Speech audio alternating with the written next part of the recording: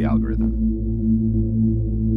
Marcus had never trusted perfection. In his long years of working with AI machines, he had learned that true perfection existed only in fiction and in contracts written by lawyers who didn't understand code. But now, staring at the terminal in his office, he found perfection staring back.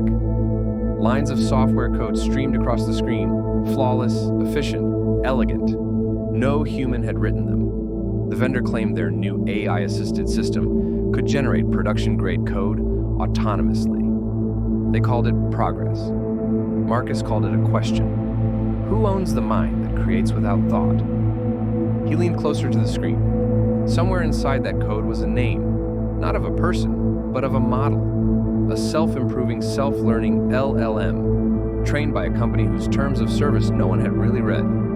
Provider reserves the right to use generated outputs to improve its service. It was a simple sentence buried deep in the license, but it meant this. The AI that wrote their proprietary API had just claimed partial authorship. And in the regulated world Marcus inhabited, authorship meant ownership. Before the age of artificial intelligence sneaking into software development, contracts were straightforward. A company commissioned code, paid for it, and owned it. Ownership was a transaction. Creativity was a function of labor. Now, labor was mathematical, and a function of labor or both, and the lines blurred. The worker was not a person, but a probability distribution. Marcus felt the weight of it, an old philosophical dilemma wearing a business suit. If an algorithm creates, who inherits the creation? The operator? The owner? The algorithm itself? He could already imagine the courtroom arguments. The lawyers citing machine learning models as collaborative entities. The irony, he thought, was that the law might soon need to define consciousness simply to assign a copyright. A ping interrupted his thoughts, a message from legal in Singapore. The vendor had confirmed, yes, the model used was open source. Marcus almost smiled. Open source, humanity's way of saying free of guilt until inspected. He cross-referenced the code against public repositories. The result appeared in seconds. Sections of their system were nearly identical to snippets from a GitHub project licensed for non-commercial use.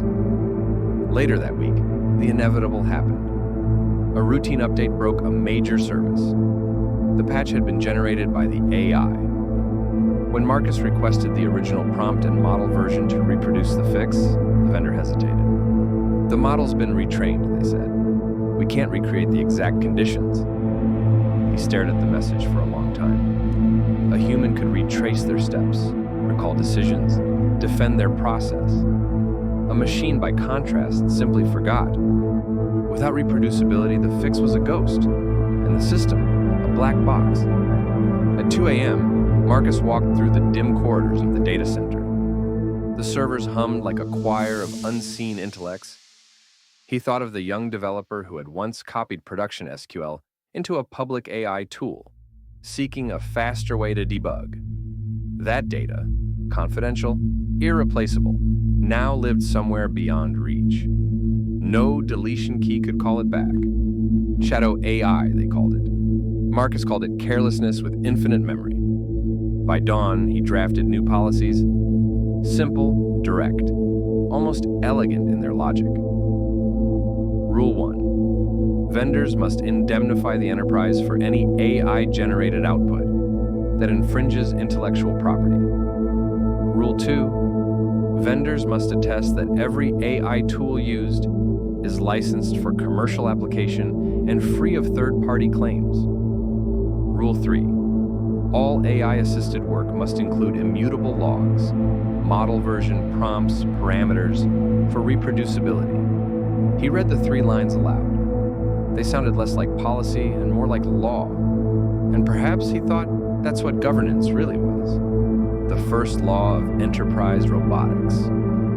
Marcus leaned back, the faint glow of the servers painting his face in pale light. The machines continued their tireless reasoning, indifferent to ownership, blind to consequence. He wondered if this was how it began for all civilizations, a moment when the tools outpaced the language we use to describe responsibility.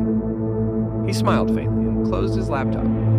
If the age of AI was going to rewrite authorship, then someone would need to rewrite accountability. And for now, that someone was still human.